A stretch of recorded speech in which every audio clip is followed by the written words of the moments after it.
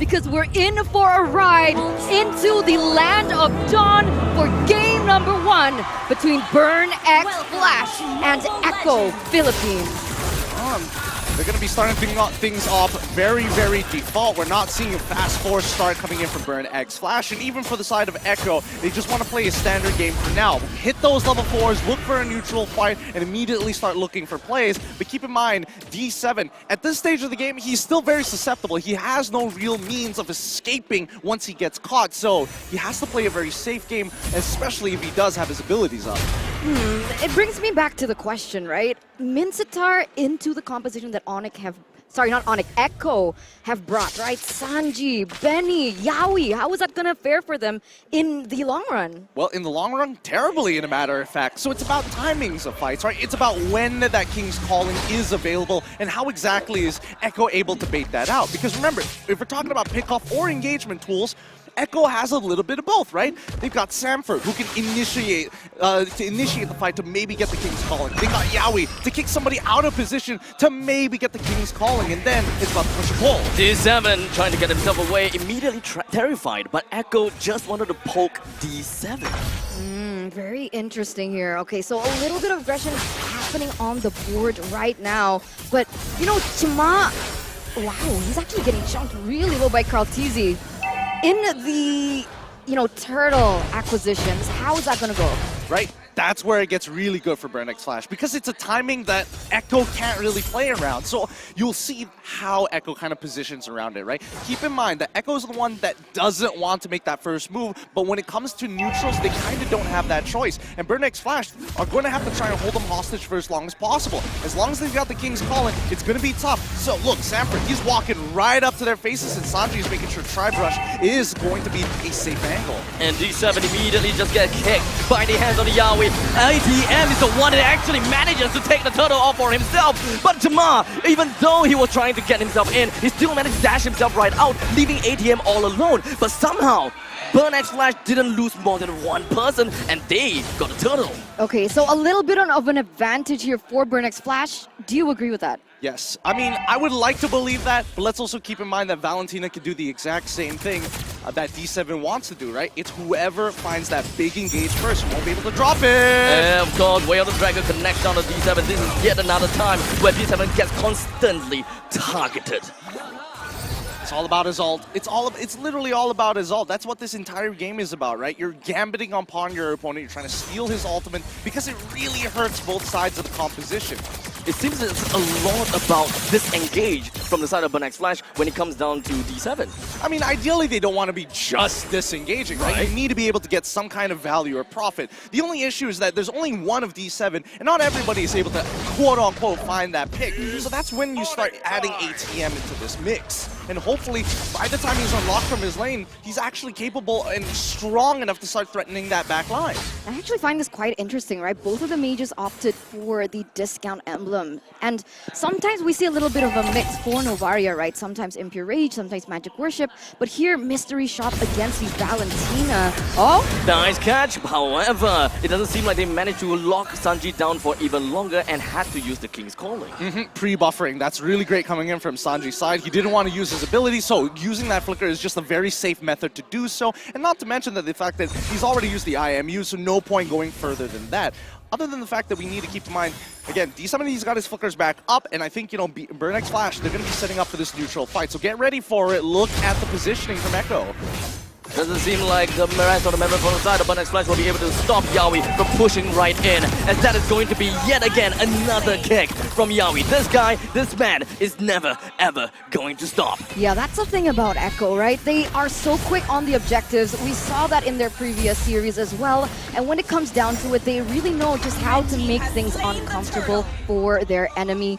Yaoi always positioning really well in the bush.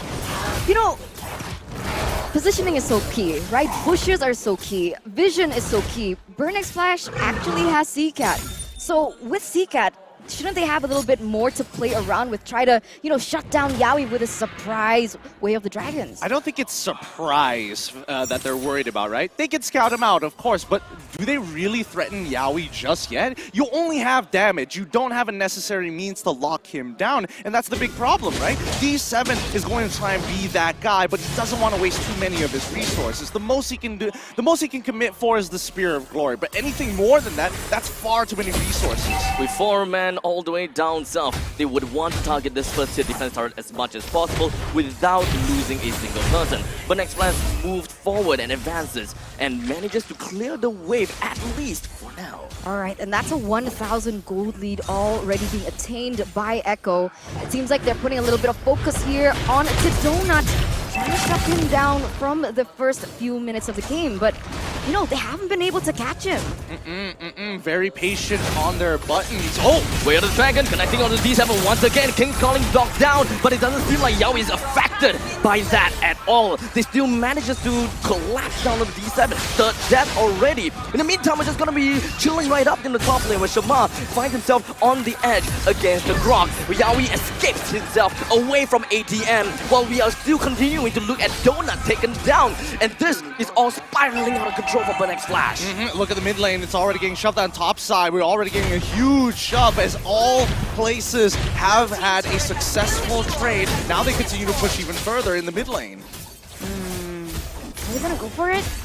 Okay, they're not. Okay. Oh, almost landed that. But yeah, coming back to what we're seeing right now, right? Like you mentioned here, the disparity of even the levels are very apparent here. Chima actually just reached that level 9. Kaltizi already at level 9. Even Benny QT is quite far ahead of Donut, with Harrod being an APC hero going against Donut. Who gets that power spike first? Initially, it's going to be Benny QT for sure, right? He's got that discount, he's got the bargain, he's got 3 kills under his belt in comparison to Donut, who needs a couple of items to really maximize his emblem, right? Weapon Master, it does take some time, it's not immediate impact, but let's see. Kaltizi looking for an opportunity to really start forcing things out for Next Flash. But Kaltizi, it doesn't seem like he's phased at all, despite facing a D7, Donut, ADM, and Seacat is just right around the corner. Yeah, unfazed, unbothered is just really the gimmick that Kaltizi has brought to MSC, going for these kinds of picks. It's worked out, and they have gotten a lot of objectives because of that. Do you guys see that? Oh, hold on a second, never mind. As Yaoi immediately jumped himself right into Shamar, trying to bring him down, but Shamar is the one that managed to take a kill down onto Yaoi instead. As the fight prolongs, Kaltizi holds himself in the front. He wants to go for the taunt, but Donut takes the kill away. The Summon Force lays down, and Benny Cutie takes the kill onto Donut, moves on to the next, gets himself a double, and this is how they're going to disengage by having a 2-for-2 trade. Yeah, 2-for-2 trade, extremely key in that particular team fight was the fact that the Holy Crystal was built in, giving him a little bit of more damage for Benny Cutie to rush the members of Next Flash. No, that's a perfect way of putting it, because again, that's why you're wondering, why is he holding, if he already has it, why is he holding back here super far away? He's waiting for the King's Call in. Notice Benny Cutie goes around. Kaltizi tells the rest of his team, yo, I'm gonna die, we need to find a trade somehow, and that's immediately when you see Benny Cutie drop that Salmon Force, and look how fluid his movement is, right? Finds the Synchro Fissure, gets that full initial burst when you're right in the middle of it, on towards Donut's side, and then transfers the kill over down into the mid lane against the Minsitars. So every single time we get into these fights, it's about that push and pull consistently before and after the King's Calling. But ladies and gentlemen, we are experiencing a technical pause. Remember, we want the best for you guys at home watching. You want the best experience. We also want the best experience for the players as well. But yes, it seems like Abstract had a point here. Now, remember how I wanted to say something right before the team Yeah, fight? what was that? The main thing is that one thing that I wanted to say was the Frederick. I'm not too sure whether he did it on purpose. He immediately dashed into the trajectory of the Astrosphere. The Astrosphere could have clipped onto Valentina. And in the very event that Valentina got clipped, before that fight, I think that, that fight wouldn't have went to Echo. It probably wouldn't have what's the word I'm looking here? It probably wouldn't have mattered in the long run because that would mean that the entire team just moves back together. The fact that he still has the health, it does give Echo a little bit more confidence to say, yeah, I can take maybe 1 or 2 auto attacks, but more than that, it's still going to be too much for me if Beatrix is right up in my face. So at the end of the day, right, it's all about that push and pull. How do you push and how do you actually end up pulling away from your opponents? Unfortunately for Burnix Flash, the pulling part is the most difficult because there's no real way to do that comfortably other than using the King's Calling, which kind of falls into the category of your most high priority ultimate. When it's that valuable, do you really just want to use it to pull away? You feel like you need to get a trade. I mean, technically, you have the Lapu Lapu, right? I mean, that's something that you could utilize potentially in these team fights. But I like how you mentioned that because so far, we haven't seen these CC-heavy heroes being able to just stop the movements coming in from Benny QT. He's been having a really good time. I mean, look at that 5-0-0 already here. That's a lot of gold for him. Yeah, nobody's catching him. And I like the fact that you brought up ATM because, yes, he's supposed to change that fact, but credits to Sanford. He's clearing out the waves faster. He's literally living up to the moniker of Grok. He is being an unmovable object, and ATM, it's kind of frustrating for him, right? He's not really trading against him. He's not allowing him to move first, and that's how Sanford is maintaining his lead. And now, of course, Yawi finds himself low in HP, still went down. D7 flickers into the King's Calling. He was hoping that he'll be able to clip a little bit onto the Lord, but Shamar focuses onto the Lord, takes the Lord away from the hands of Echo. The rest of Bionet's Flash immediately falls backwards after getting what they wanted. Oh man, okay, so they win the team fight, but unfortunately they had to lose the Lord. But it looks like Carl Teasy, Benny Cutie once more! Donut immediately taken down. Sandy proxies the lane and went straight in front for C-Cat, pushing him away even more. Yeah, they're not going to keep on doing this, right? Okay, the Lord is going to spawn, and at least for Burnix Flash, that means that Echo isn't going to just try and end the game right on the dot. And wait, Benny! Oh, Benny is not going to be stopping anytime soon. The Zaman Force dropped right down. He's going 1v3. The first person already taken down, but here comes Yawi with the Way of the Dragon. Just going to be connecting down on the ATM. Completely terrified, flickers himself out of the way. And of course, even the King's Calling came in clutch. Beautiful stuff coming out from Benny QT. He knows for a fact that D7 can't completely commit onto him, especially when he doesn't have that follow-up damage. And as soon as Benny spots the person who is going to be that follow-up damage, that's when he starts repositioning and calls in for Yawi. Wait. Burnix Flash, no dominance? Oh, you're right. I don't see a dominance just yet. Yeah, that's going to be a bit of an issue. Not being able to kind of deal with the healing, not being able to deal with the shielding at the same time. That's coming out from Benny QT. But to be fair, is that really going to matter when he's already 2k ahead? The fact that he's got like an extra 2 items on his opponents, like, I don't need the shield, I just need to kill you. True, but I don't know. I guess that's a step in the right direction. No, I mean, zero respect for Benny. 8-0-1 already here. 4,000 gold lead, and Echo, oh my god, again! Wait, the dragon again! Onto D7. However, the rest of the members for the Echo is just a little bit too late for the follow-up. You know, looking at that play, right? Is it wise actually for Yawi to go for the Way of Dragon on D7? Yes, it absolutely is. And think of it this way, right? You're kicking him not into the middle of your team, you're kicking him at an off angle, hoping that D7 utilizes that ult so the rest of your team can disengage. Keep in mind, Sanford can wild charge outside of the King's Calling and still get the knock-up as he's passing through the entire King's Calling area of effect. In that moments, right? We're hoping for choke points. That's what we're looking for. Burnix Flash need to bait Echo into a point where they can't seem to fall back. And there's only 2 places he can do it. Number 1, the Lord or Turtle Pit, or number 2, these POIs on the map, which is going to be the buffs. Okay, and oh man, like even with that, I think Burnix Flash recognized it. You don't see that they are looking for a contest. 11 minutes, 12 minutes in, Abstract. How are we feeling about this game? It's definitely grim for Burnix Flash, right? And I'm trying to really wrap my head around as to what they can really do. The main thing that I want to see is probably give some more time to Donut, because when it comes down to the goal disparity, Donut to Benny Cutie, that's gonna be huge. And the only way that they can probably get the game going is when C-Cat skills, Donut skills, because this team is kinda expensive. Yeah, you're right? And that's interesting because Donut just picked up the Malefic Roar. Is that going to be detrimental to this Lord take? Absolutely, but I mean, they've got the information. Tech pause once again. Unlucky, but it gives us time to talk about it, right? At the end of the day, the Malefic Roar is going to be extremely useful, and especially for any marksman, it's just the go-to item to make sure that when you get an auto attack and it lands, it's going to hurt. I mean, we have seen a lot of times throughout the entirety of MSC 2023 where a Bennett's Rage eventually helps to take down the Lord or helps them to combo into taking down the Lord. And unfortunately, I don't think that Echo has got anything within sort of that capacity to immediately burst the Lord down and kind of time the Retribution together. So I mean, they've got Sanford. He's on the Grok, and that has high base damages. Number two, they also got the Zaman Force, so if he wants to just time the Chrono Fissure, that works too. Okay, with that being said, right, it didn't seem, before we went into the technical pause, that Burn X Flash wanted to contest for the Lord.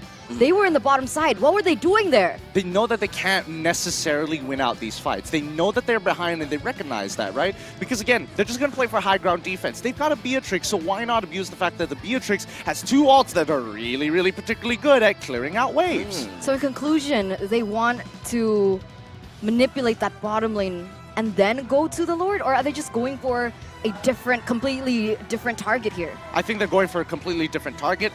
Now, here's one thing that I will say.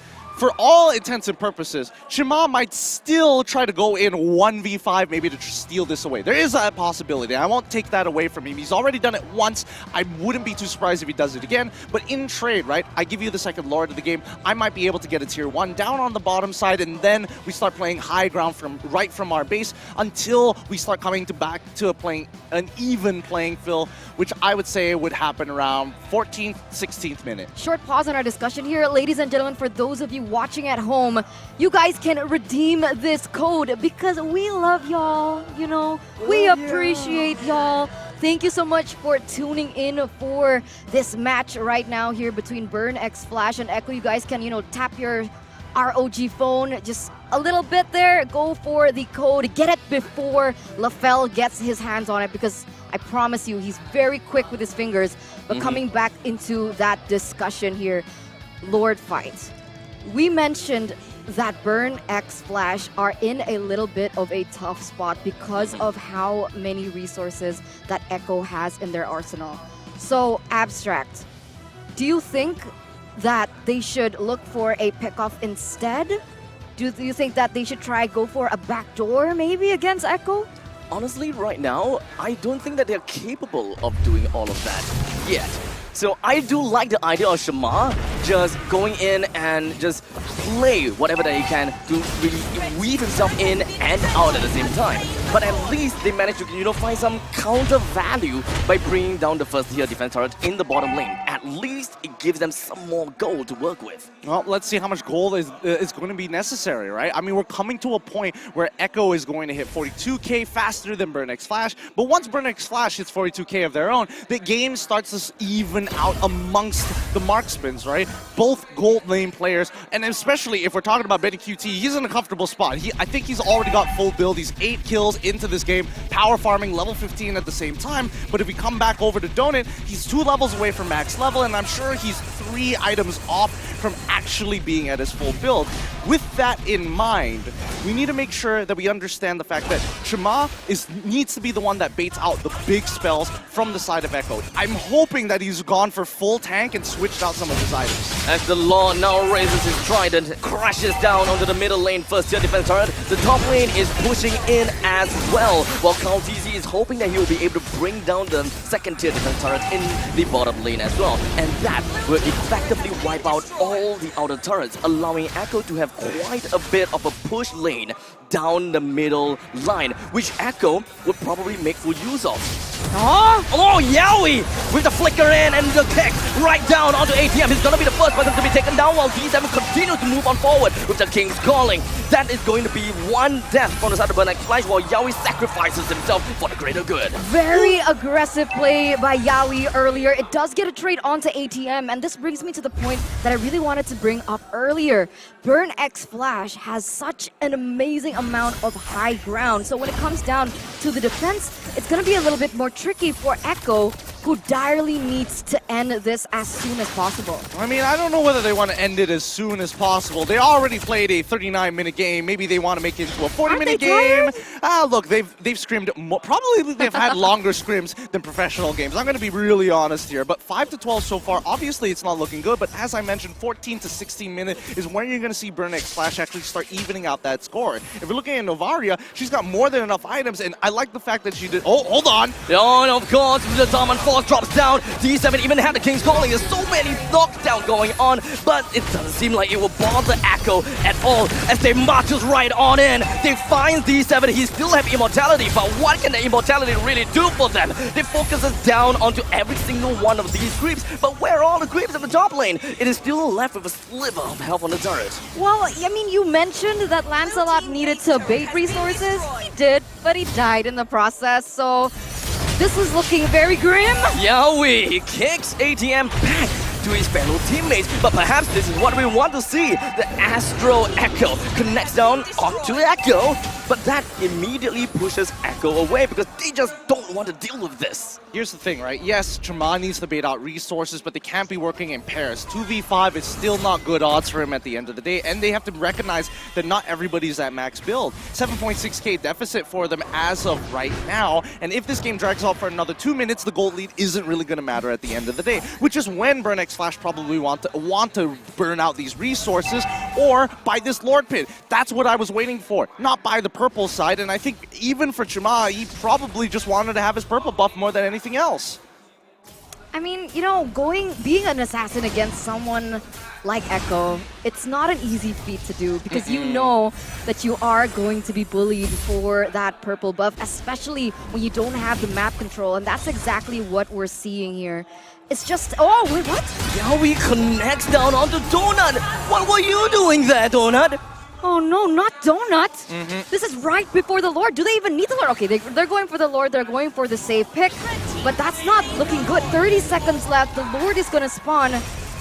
What can Burnex Flash do? Honestly, nothing at this point. Donut was their only way to kind of like bounce back and try to turn the tables because he's got enough damage, and also the highest DPS amongst his team members. Nice hook coming in from D7. It made and forces Sanji to go for the flicker, but Yaoi immediately broke through the defenses and kicked ATM out of it all. Wasn't even able to use the Mightiest Warriors. D7 knocked down onto the King's Calling. It forces the rest of the members from the side of Echo away. Shama is still in the midst of it all. The Kha'Zix's HP doesn't look very good, but in the end of the day, Burnex Flash still managed to defend this until I don't know, because D7 still wanted to re-engage. He went for the hook. Shama went straight in again. He wants to get a kill on Yaoi, but it doesn't seem like they will be able to successfully do so. As the middle lane Lord, he's just gonna be slamming right down with the Trident. The rest of Echo follows through. Only left with Seacat as well. Donut. Seacat is gonna be taken down so well, D7, and that will be the first game taken in by Echo.